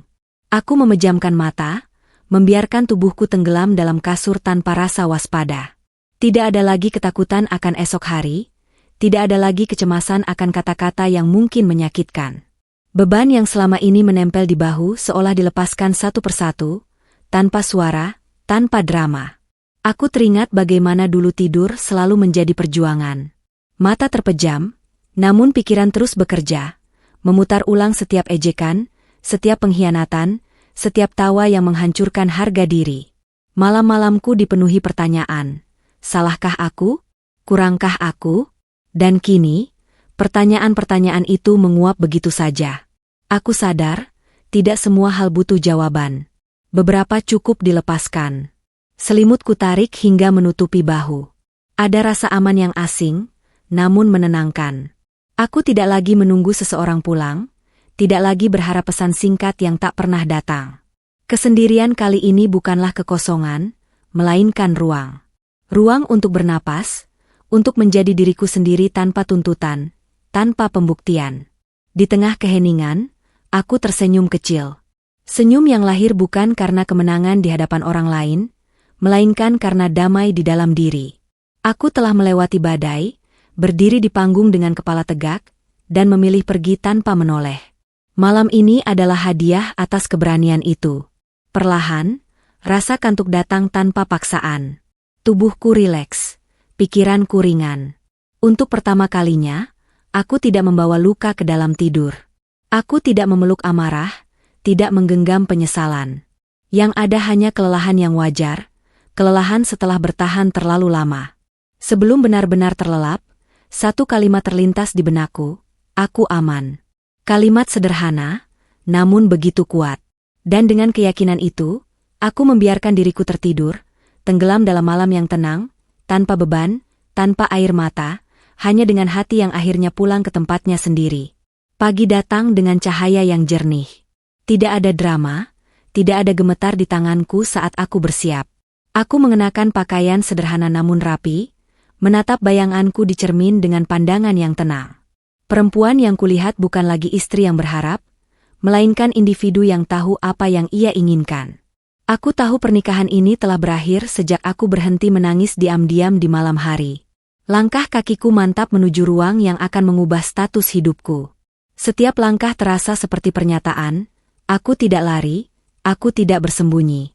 Gugatan itu bukan bentuk kekalahan, melainkan keputusan sadar untuk menghentikan luka yang terus diulang. Aku tidak datang dengan dendam, hanya dengan kejujuran yang akhirnya berani kuucapkan. Saat dokumen itu kuserahkan, ada getar kecil di dada, namun bukan karena ragu. Itu adalah sisa kenangan yang pamit perlahan. Aku teringat janji di pelaminan, juga malam-malam dingin yang tak pernah terucap. Semua kini menjadi bagian dari masa lalu yang tak perlu diseret ke masa depan. Aku memilih perpisahan dengan kepala tegak, karena mempertahankan yang hancur hanya akan menghancurkanku lebih jauh. Keluar dari ruangan itu, aku menghirup udara panjang. Tidak ada sorak-sorai, tidak ada musik kemenangan.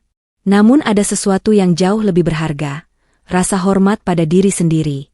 Aku tahu jalanku ke depan tidak akan selalu mudah, tapi setidaknya itu jalanku sendiri. Gugatan itu bukan akhir kisahku. Ia adalah pintu yang akhirnya kubuka untuk memulai hidup yang benar-benar milikku. Reaksi publik. Aku tidak pernah berniat menjadikan hidupku tontonan. Namun dunia memiliki caranya sendiri menyebarkan cerita. Rekaman singkat di aula pameran itu beredar. Potongan kalimat yang kuucapkan di atas panggung dibagikan ribuan kali. Namaku disebut-sebut, bukan sebagai istri yang dipermalukan, melainkan sebagai perempuan yang berdiri tegak setelah diremehkan. Komentar demi komentar bermunculan. Ada yang terkejut, ada yang kagum, ada pula yang mengaku pernah berada di posisiku. Pesan-pesan masuk ke ponselku tanpa henti, dari perempuan yang tak kukenal, dari istri-istri yang selama ini memilih diam, dari mereka yang merasa kecil karena terus dibandingkan. Mereka menuliskan hal yang sama, terima kasih, karena kamu berani. Aku membaca semuanya dengan hati bergetar. Aku baru menyadari bahwa lukaku yang terbuka ternyata menjadi cermin bagi banyak orang. Kisahku bukan lagi sekadar kisah pribadi, melainkan pengingat bahwa harga diri tidak boleh ditukar dengan status apapun. Aku tidak menggurui, tidak berteriak lantang. Aku hanya berdiri pada kebenaran versiku, dan rupanya itu cukup untuk menguatkan banyak hati. Media mulai menuliskan kisah itu dengan berbagai judul. Sebagian membesar-besarkan, sebagian lain mencoba menghakimi. Aku belajar memilah, mana suara yang perlu didengar, mana yang harus dilepaskan. Di tengah riuh opini, aku tetap memilih diam. Aku tidak perlu menjelaskan diriku kepada dunia, karena mereka yang pernah terluka tahu rasanya tanpa perlu penjelasan panjang. Yang paling menyentuh adalah ketika aku menerima surat panjang dari seorang perempuan muda. Ia menulis bahwa setelah membaca kisahku, ia berani menolak hubungan yang merendahkannya. Saat itu aku menangis pelan, bukan karena sedih, melainkan karena sadar, keberanian memang menular. Kisahku menyebar bukan untuk mengangkatku, tetapi untuk mengingatkan banyak wanita bahwa mereka berhak dihormati, oleh siapapun, terutama oleh dirinya sendiri. Seiring kisahku menyebar luas, dukungan datang bukan hanya dari publik, tetapi dari orang-orang yang selama ini bekerja bersamaku. Timku, yang selama bertahun-tahun diam-diam menyaksikan kerja keras dan malam-malam panjangku, kini berdiri di sisiku dengan penuh rasa hormat. Mereka bukan hanya karyawan, mereka sahabat, pendukung, dan saksi perjalanan yang sulit namun membuahkan hasil. Di kantor, wajah-wajah familiar tersenyum tulus ketika aku memasuki ruang rapat. Tidak ada kepura-puraan, tidak ada tatapan meremehkan. Mereka menyambutku dengan tepuk tangan ringan, pelukan hangat, dan kata-kata sederhana yang bermakna, kami bangga padamu. Sebuah ucapan yang tak ternilai setelah semua pengorbanan yang kulalui sendirian selama ini. Aku duduk di meja besar, mengamati tim yang selama ini diam-diam menjadi pilar kekuatanku. Ada yang masih muda, penuh semangat, ada yang sudah lama, setia dan sabar. Mereka mendengarkan cerita yang baru saja aku sampaikan, tentang perjalanan panjang membangun brand, tentang pengkhianatan, dan tentang keberanian untuk berdiri sendiri. Matanya berbinar, bukan karena sensasi, tapi karena menghargai proses dan perjuangan sejati. Aku menyadari bahwa mereka memahami lebih dari yang kupikir. Mereka tahu kerja keras bukan sekadar soal angka penjualan atau strategi pemasaran, tetapi tentang keteguhan hati yang tak terlihat. Saat aku mengungkapkan betapa berharganya mereka dalam perjalanan ini, bukan hanya pekerjaan yang mereka lakukan yang diapresiasi, tetapi kepercayaan, loyalitas, dan cinta mereka terhadap visi yang kami bangun bersama. Dalam momen itu, aku merasa sebuah keluarga terbentuk di balik hierarki kantor.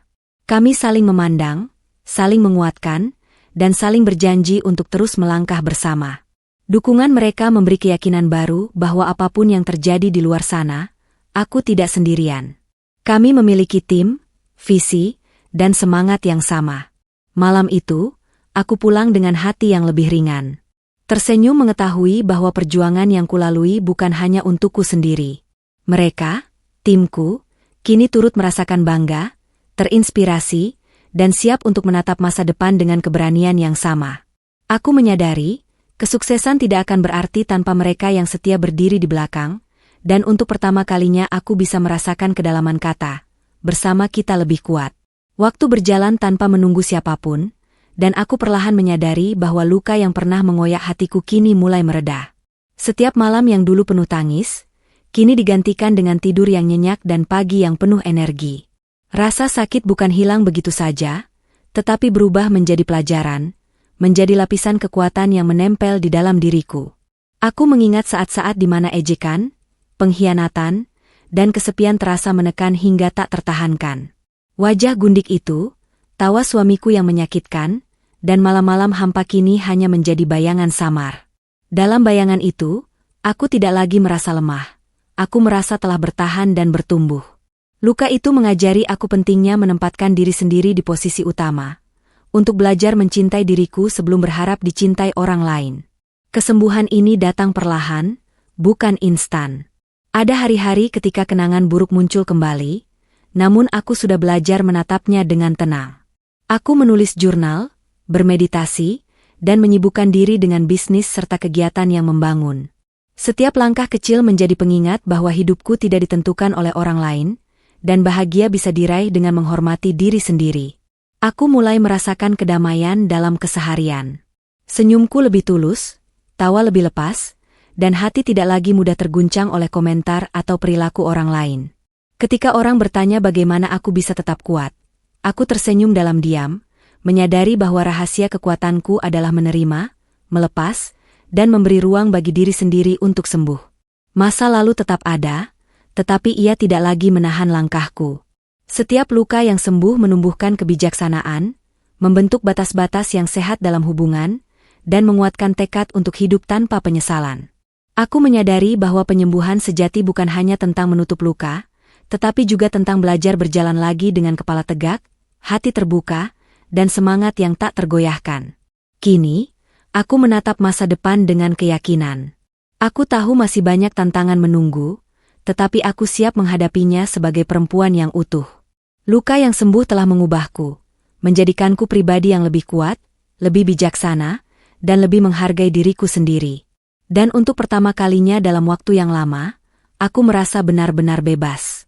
Dengan luka yang mulai sembuh dan hati yang menemukan ketenangan, aku memutuskan untuk memperluas bisnis ke pasar internasional. Impian yang sebelumnya terbatas di dalam negeri kini diperluas menjadi visi global. Aku mulai meneliti pasar di Eropa, Amerika, dan Asia, memahami tren, selera konsumen, dan peraturan bisnis di setiap negara. Timku berdiri teguh di sisiku, membantu merancang strategi ekspansi yang matang. Kami membagi peran dengan rapi. Satu tim fokus pada riset pasar, tim lain menangani produksi dan kualitas, sementara yang lain menyiapkan pemasaran digital untuk menjangkau audiens internasional. Aku belajar bahwa memperluas bisnis bukan hanya soal produk, tapi juga memahami budaya, kebiasaan, dan ekspektasi konsumen dari berbagai belahan dunia. Setiap minggu aku mengikuti konferensi internasional, hadir di pameran dagang, dan menjalin relasi dengan distributor serta pemilik toko besar. Bahasa bukan menjadi halangan, karena aku memanfaatkan penerjemah, teknologi, dan kemampuan negosiasi yang terus kupelajari. Setiap pertemuan memberikan pelajaran baru, baik tentang bagaimana menjual produk, membangun merek, maupun memperkuat reputasi di pasar global. Aku juga menyadari pentingnya storytelling. Brandku bukan sekadar tas, tetapi simbol keberanian, kreativitas, dan kerja keras. Cerita tentang bagaimana produk ini lahir, dari perjuangan seorang perempuan yang membangun bisnis dari nol, ternyata menarik perhatian banyak pihak. Mereka membeli bukan hanya tas, tetapi nilai dan filosofi di baliknya. Tantangan datang silih berganti. Masalah logistik, peraturan impor, persaingan pasar, hingga kritikan pedas dari pihak yang meremehkan. Namun setiap tantangan justru membuatku lebih bijaksana. Aku belajar mendelegasikan, mempercayai tim, dan tetap tenang menghadapi ketidakpastian. Fokusku bukan lagi pada apa yang hilang di masa lalu, tetapi pada apa yang bisa dicapai di masa depan. Setiap sukses kecil di pasar internasional menjadi bukti bahwa mimpi yang kupelihara dalam diam kini mekar nyata. Aku menyadari bahwa keberanian untuk fokus pada visi, konsistensi dalam kerja, dan keberanian mengambil risiko adalah kunci pertumbuhan. Dan yang lebih penting, aku melakukannya tanpa mengorbankan integritas atau nilai diri. Malam-malam panjang masih ada, tapi kini penuh semangat, bukan kesedihan. Hatiku lega mengetahui bahwa setiap langkah yang kuambil adalah untuk membangun sesuatu yang lebih besar daripada diriku sendiri. Fokus baru ini bukan sekadar strategi bisnis, tetapi bentuk nyata dari kebangkitan pribadi yang telah mengubah hidupku selamanya. Aku tidak pernah membayangkan akan bertemu dengannya lagi. Mantan suamiku, setelah segala luka, pengkhianatan, dan malam-malam panjang yang kuhabiskan sendiri. Namun takdir sepertinya memiliki rencana berbeda. Saat menghadiri konferensi bisnis internasional di salah satu kota besar Eropa, kami bertemu secara tak sengaja di lobi hotel. Dia berdiri di sana dengan ekspresi yang sulit kubaca, ada keterkejutan, ada penyesalan, dan ada rasa ingin menegur, namun tetap tertahan. Aku menatapnya sekilas, mengenali semua kenangan masa lalu yang pernah mengikat kami. Namun anehnya, tak ada rasa marah, tak ada rasa dendam yang menguasai hatiku. Aku hanya merasakan ketenangan yang selama ini kurindukan.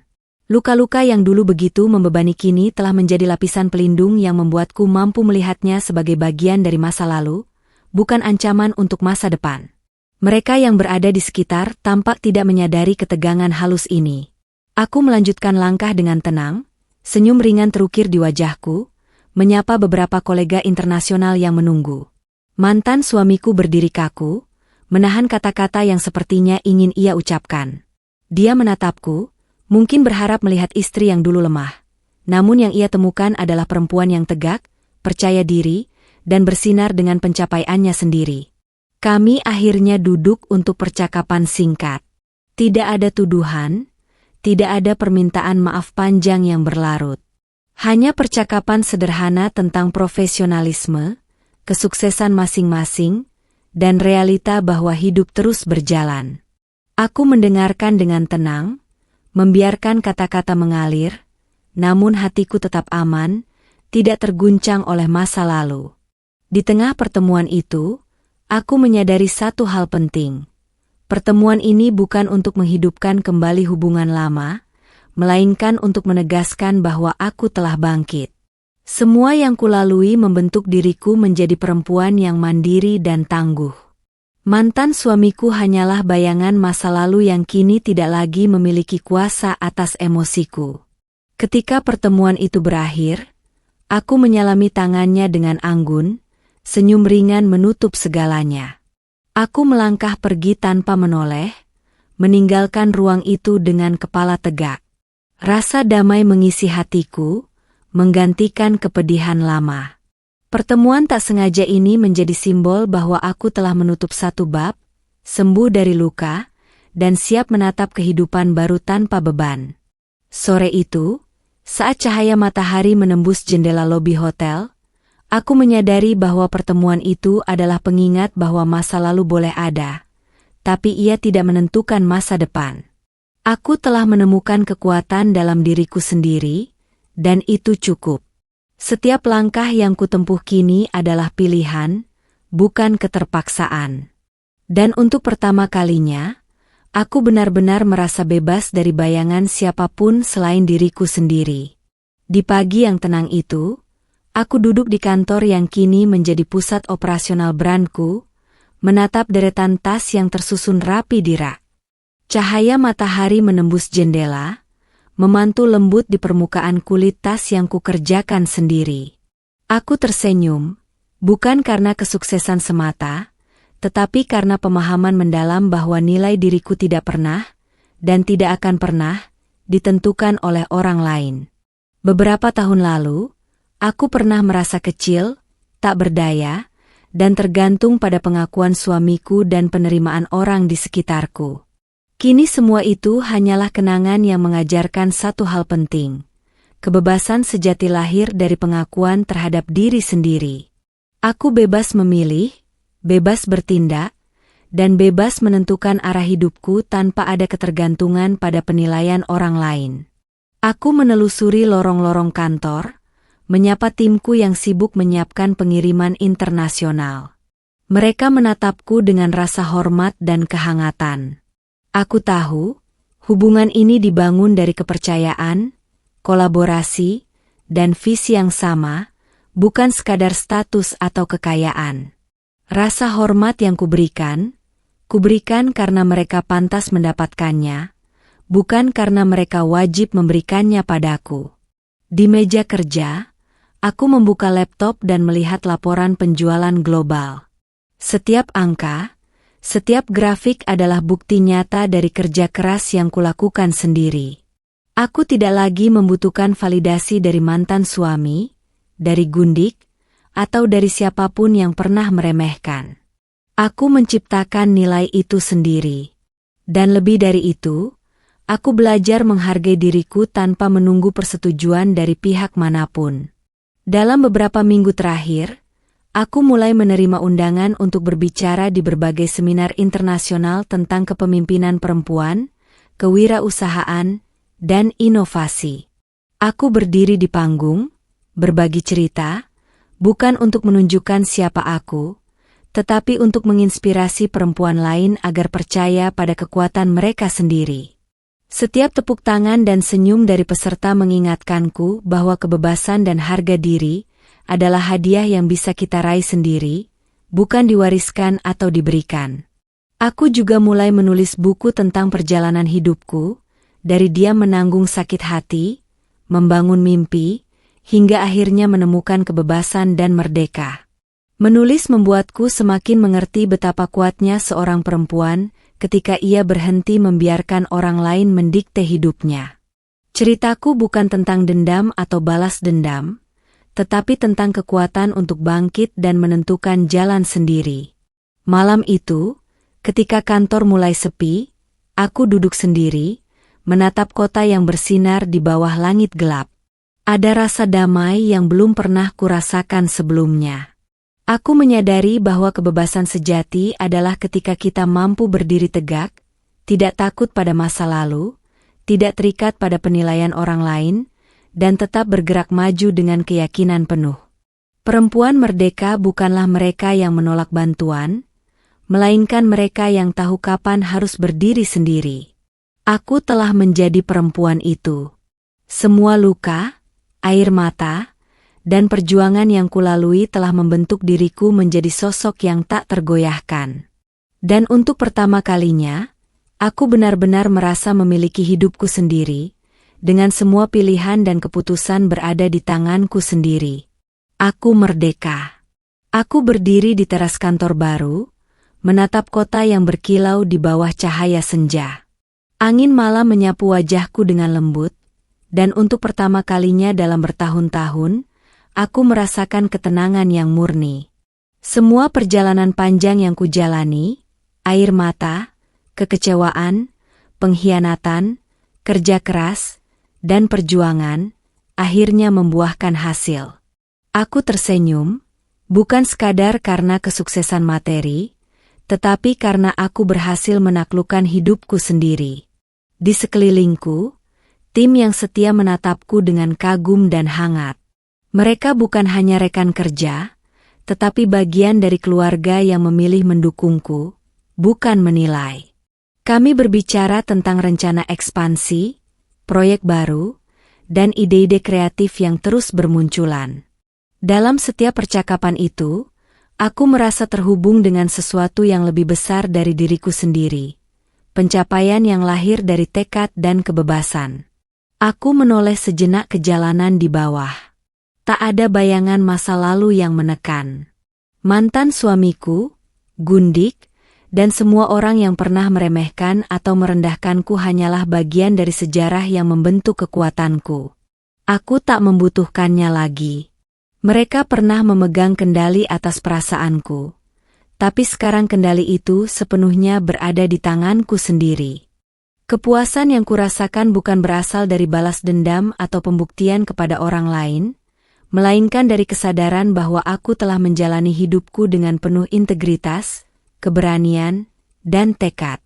Setiap keputusan, setiap risiko, setiap langkah sendiri, membawaku ke titik ini, titik di mana aku bisa menatap masa depan tanpa rasa takut atau keraguan. Aku menutup mata sejenak, menarik napas panjang, dan membayangkan semua kemungkinan yang menantiku. Ada proyek baru, kolaborasi internasional, dan peluang untuk menginspirasi perempuan lain. Aku tahu, perjalanan ini belum berakhir. Namun kini aku tidak lagi terikat oleh trauma masa lalu. Setiap langkahku adalah pilihan, setiap keputusan adalah milikku, dan setiap mimpi yang kutuju adalah layak untuk diperjuangkan. Senyumku merekah lebih lebar ketika aku menatap pantulan cahaya lampu di lantai kaca kantor. Disinilah aku, perempuan yang pernah diremehkan, dihina, dan terluka, kini berdiri sebagai sosok yang utuh dan merdeka. Semua air mata, semua malam tanpa tidur, semua tantangan, dan semua kerja keras telah membentuk akhir yang layak. Akhir yang menunjukkan bahwa kemenangan sejati bukan hanya soal kesuksesan materi, tetapi tentang menaklukkan diri sendiri dan menghargai nilai dirimu tanpa bergantung pada orang lain.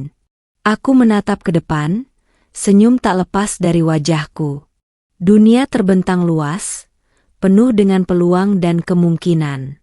Dan untuk pertama kalinya, aku merasa sepenuhnya hidup, sepenuhnya merdeka, dan sepenuhnya menjadi diriku sendiri. Akhir yang layak bukanlah sekadar titik, tapi sebuah permulaan baru, permulaan yang aku tulis sendiri. Tama.